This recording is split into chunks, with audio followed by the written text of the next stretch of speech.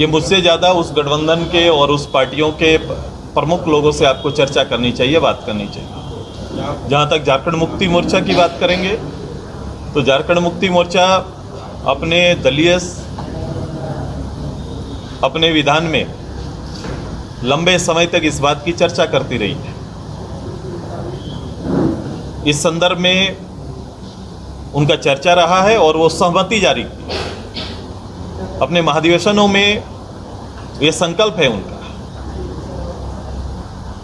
उनके शीर्ष नेता आदरणीय गुरुजी का भी इस संदर्भ में न केवल राय है बल्कि इसके पक्षधर में से 2019 में भी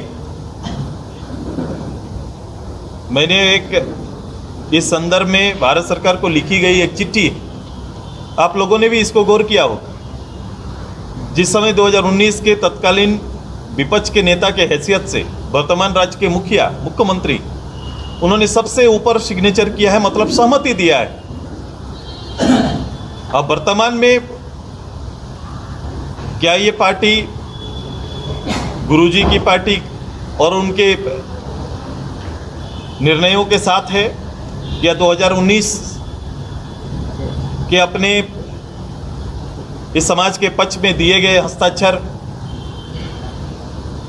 वर्तमान मुख्यमंत्री 2019 और 24-25 में उनका बेसिक कैरेक्टर इस समाज को लेकर बदला हुआ है। ये सारे प्रश्न हैं और समाज, ये राज्य और लोग ये जानना चाहेंगे, ये पक्ष जानना चाहेंगे। कांग्रेस का भी वही है। यूँ तो इतना बड़ा दर्द देने वाली कांग्रेस ही है और स्वीकार करने वाले भी हैं। जिस सूची की बात होती है या फिर जिस सूची से हटाने की बात होती है वो काल कांग्रेस का था और उस समय जब इसे हटाने की बात और चर्चा लोकसभा के अंदर आई तो तत्कालीन 17 पार्लियामेंट मेंबर ने इस विषय को उठाया।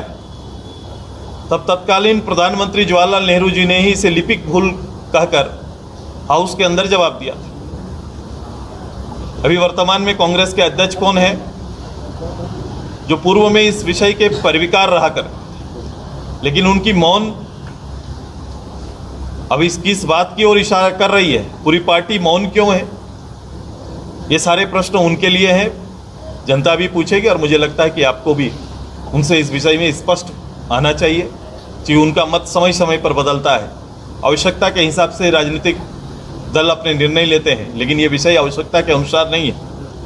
ये विषय लंबे समय से संघर्षरत एक समाज का जो अधिकार है उसे पुनर्स्थापित करने की पहल है।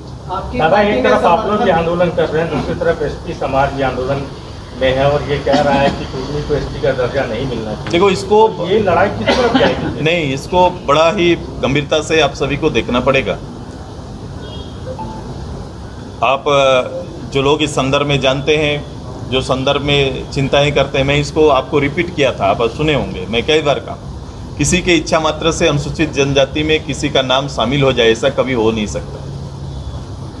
उसके अपने तर्क तथ्य हैं, उसके आधार पर ही कोई दलील कोई दे सकता है या बात कर सकता है। भारत की आज़ादी के पूर्व के जो तथ्य हैं, जो गजट है, वो इस बात को सुनिश्चित करता है कि यह समाज पूर्व में किस पोजीशन पर था, क्या अवस्था में था, किस श्रेणी में था, और एक उसके बाद जब 50-51 में इसे किस श्रेणी में रखा गया है। ये समाज वही मांग करता है, ये कोई काल्पनिक मांग है ही नहीं, और समाज इसी की लड़ाई लड़ रहा है। और मुझे लगता है कि सारे बड़े लीडर, मैं अभी की नहीं बात कर रहा हूँ, सारे बड़े लीडर जिनको राज्य की समझ, लोगों की समझ, समाज की समझ थी, वो सारे लोग इन तथ्यों से वाकिफ हैं। और कोई भी जब भी निर्णय आएगा तथ्यों के आधार पर ही निर्णय होगा। इसलिए किसी की क्षति या किसी का नुकसान इसका मकसद नहीं है। अपने सांस्कृतिक, अपने पहचान को अक्षुण्ण रखने के लिए एक समाज सामने आकर अपने अधिकार की मांग कर रहा है। मुंडा जी की सरकार में एक पहल हुई थी इसको लेकर। 2004 में पहली बार लंबे समय के बाद विधानसभा के माध्यम से भारत सरकार को प्रेषित एक प्रस्ताव हमारा गया था। वो प्रस्ताव था, उस समय मुंडा जी मुख्यमंत्री थे प्रदेश। आजसू को लगता है नुकसान ज़्यादा झेलना पड़ रहा है क्योंकि बहुत सारे जो आदिवासी नेता है वो आजसू इस्तीफा दिए। रामगढ़ की आजसू पार्टी जो है कुर्मियों की पार्टी होकर रह गई है। ये ऐसा कभी हमारा संगठन हमारी पार्टी हमारा ऐसा कभी कोई एक विषय एक समाज को लेकर निहित नहीं है। हम संघर्ष के दौर में भी और राजनीतिक दौर में भी बहुआयामी समाज का नेतृत्व करने वाले ये संगठन है, जहां सभी के लिए अपनी बात रखने का अधिकार है। और आप देखेंगे कि हमारा जो बेसिक लाइन था, हमारा पंच लाइन होता था, जब हम डेवलपमेंट को फोकस करके जब हम काम करते थे तो पार्टी ने शिक्षा, हरियाली और विकास, ये हमारा नारा था। हमने वक्त के साथ राज्य के सामाजिक हालात को ध्यान में रखते हुए सोशल जस्टिस पर हम लोग ने चर्चा किया पार्टी के अंदर में, और सामाजिक न्याय को टेक लाइन तैयार किया। तो इसका केवल टेक लाइन नहीं है, हमारे पार्टी में पूरे राज्य भर में जितनी भी रीजनल या राष्ट्रीय पार्टी है, केवल अपना संगठन है जहां इन विषयों पर चर्चा होती है, बात होती है। और हमने इसको अपना संविधान का अंग बनाया है कि ऐसे छूटे हुए समाज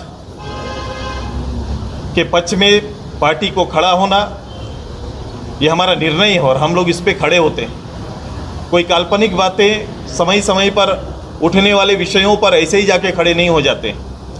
कई पार्टियों के महाधिवेशन की शर्तें कुछ अलग है, यहाँ विषय कुछ अलग है। हमारा बिल्कुल महाधिवेशन में स्पष्ट है और ये लगातार कई महाधिवेशनों से ये हमारा विधान का अंग है और इसके लिए हमारा संघर्ष जारी है और हम लोग इसमें संघर्षरत हैं। चलिए एक अंतिम सवाल, जीएसटी का जो 4 स्लैब था और 2 स्लैब रह गया, रिफॉर्म आया है, उसको कैसे देख रहे हैं? एक अच्छी पहल है भारत सरकार की, जिसको लेकर वर्तमान अर्थव्यवस्था पर एक तो बड़ा चिंता का विषय था, लेकिन भारत सरकार ने न केवल भारत की अर्थव्यवस्था को संभाला बल्कि आम गरीब लोगों के ऐसे विषय जो उनके रोज़मर्रा जीवन में उपयोगी विषय से लेकर उनके उपभोग और भौतिक विषयों पर भी एक बेहतर उत्सव का स्वरूप देते हुए जीएसटी में छूट दिया है।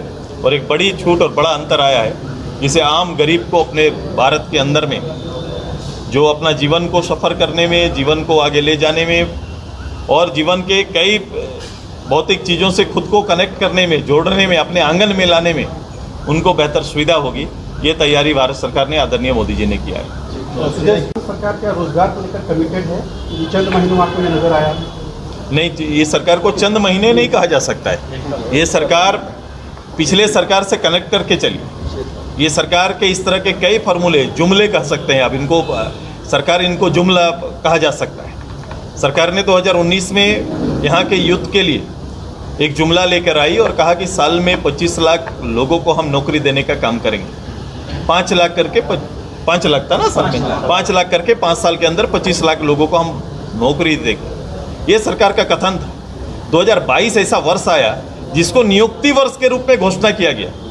इसी सरकार ने, पिछली सरकार, इन्हीं की सरकार, यही गठबंधन, जिन्होंने एक साल को पूरा डिक्लेयर किया कि 2022 नियुक्तियों का वर्ष होगा।